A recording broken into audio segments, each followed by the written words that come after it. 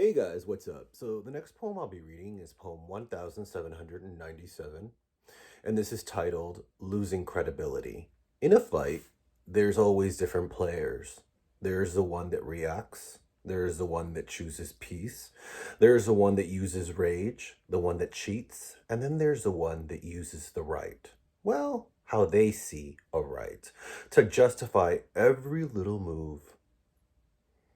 Being blunt, being real, being truthful doesn't give you a license to be an asshole or treat people with disrespect. And as much as you think you win in the end, what have you actually won? Because no one wants to be around someone like that. I know I don't. So prepare to be alone. Losing credibility. What's that saying? Ah, yes. Some things never change. Actually, scratch that out. Some people never change. And that was a problem then. Now, I really don't care. I remember how I had so much anger and resentment towards you over the years. With a lot of meditation, poems, and therapy, I have been able to learn how to deal with you more and more. Of course, there are those stormy days, but I just breathe and tell myself this is only a test.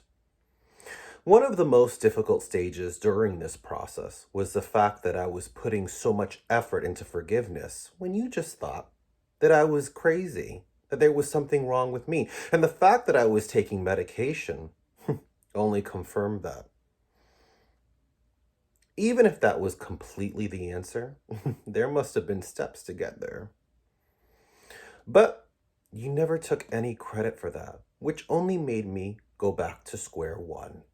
I'm going to skip all the stages that I had to go through to come to terms with a broken past and move on because this poem isn't really about me. It's about you. You see, I'm so glad that I took all those steps up the spiral stairway, one by one, stage by stage, word by word, because I didn't want to end up being anything like you.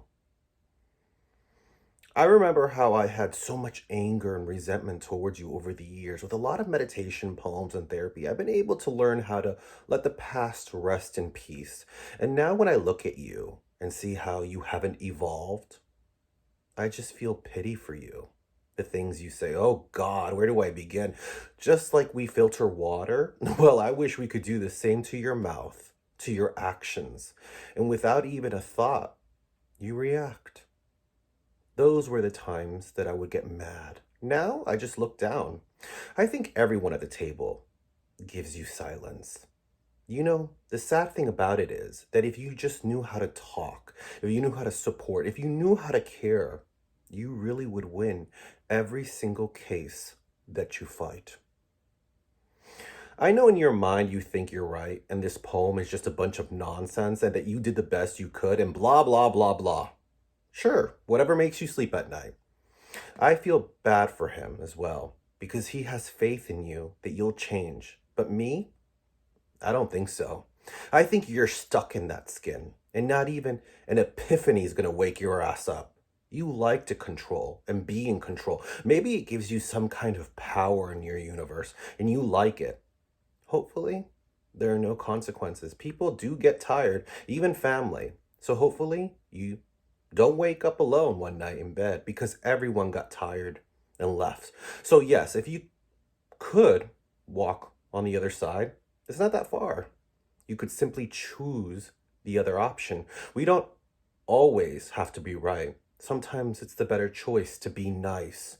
Unfortunately, you don't know that technique. And it's that very same reason that makes you lose all credibility.